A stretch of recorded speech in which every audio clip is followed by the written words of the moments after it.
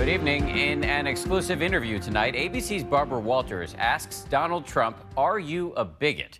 This after the Republican presidential frontrunner made that explosively controversial proposal, saying he would ban all Muslims from entering America. Tonight, that plan is creating backlash around the world and fear right here in America's Muslim communities. Here's my Nightline co-anchor, Byron Pitts. What Donald Trump said yesterday disqualifies him from serving as president. In the past 24 hours, a bipartisan pylon. It's not what this country stands for. All in response to Donald Trump's most recent controversial proposal. Donald J. Trump is calling for a total and complete shutdown of Muslims entering the United States until our country's representatives can figure out what the hell is going on. The Republican presidential frontrunner calling for a ban just days after the recent attacks in San Bernardino. We can be politically correct and we can be stupid. These are people who only believe in jihad.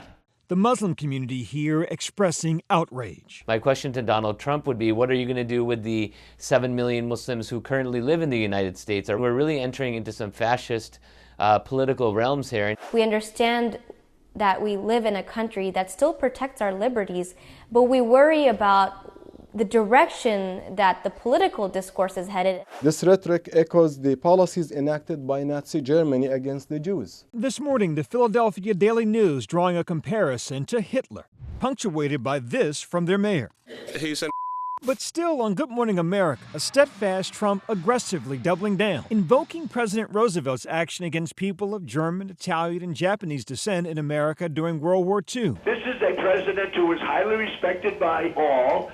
He did the same thing. If you look at what he was doing, it was far worse. I mean, he was talking about the Germans because we're at war. We are now at war. And when asked about that cover, the new furor over Donald Trump, you're increasingly being compared to Hitler. Does that give you any pause at all? No, because what I'm doing is no different than what FDR's solution for Germans, Italians, Japanese, many years ago. So you're for internment camps? This is a president who was highly respected by all. He did the same thing. He understands there's this great fear in America, and especially among his voters. And so I think he's saying these things. One, he knows the shock value of them, and he knows he'll gain attention. But two, he also knows they appeal to his group of voters. Trump insists he's not calling for internment camps, instead demanding more scrutiny. We have to look at mosques. We have no choice. We have to see what's happening. Because something is happening in there. Man, there's anger. There's anger. But it's his statements that have angered many here at home today. Hillary Clinton saying Trump's language worries her. Instead of bringing us together, he is being so divisive, and I just hope that more Republicans will join the chorus of condemnation against him. And they did. Ted Cruz. I do not agree with his proposal. I do not think it is the right solution. And Lindsey Graham telling CNN's New Day, you know how you make America great again? Tell Donald Trump to go to hell. And tomorrow's front cover of the New York Daily News, not pulling any punches, but many Trump supporters standing by their man. I like what you had to say about the Muslims. We just got to get control. It's a short-term problem. I just think it's going to be good for the safety of the USA. Well, the interesting thing about Donald Trump's voters is this group is bound together by a sense they think America is getting lost and they're anti-immigration. Critics say Trump's talk is about much more than immigration. He's done a variety of things that can only be called racist and bigoted, and he's appealing to a very extreme element in our culture. Citing a pattern in Trump's speeches throughout his campaign. When Mexico sends its people, they're not sending their best. They're bringing drugs, they're bringing crime, they're rapists. Are you unequivocally now ruling out a database on all Muslims?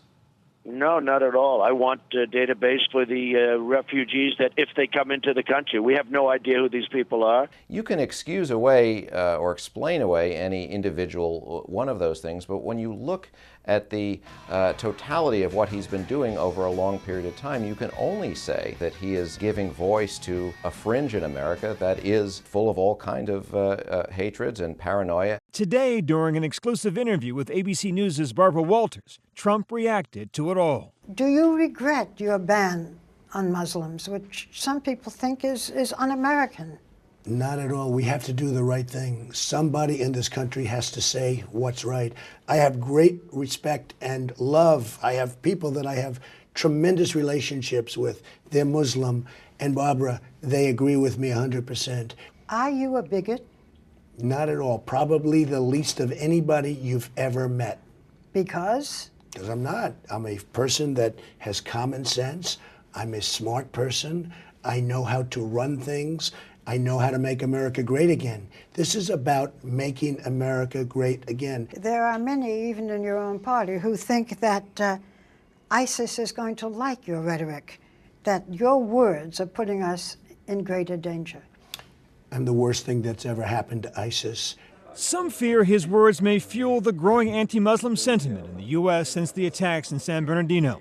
Last week, I spoke with Mustafa Kuko, the director of the mosque where one of the shooters attended. There seems to be in some corners of the country people pointing at the Muslim community with a suspicious eye.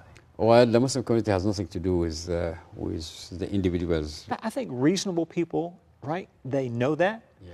He went on to say their community is just as concerned about radicalization. Since 9/11, we made the heads of the household in each family to be who is the one who is responsible to watch over his children and see what they're doing, what they're looking into in their computer, and where do they go, things like that, you know.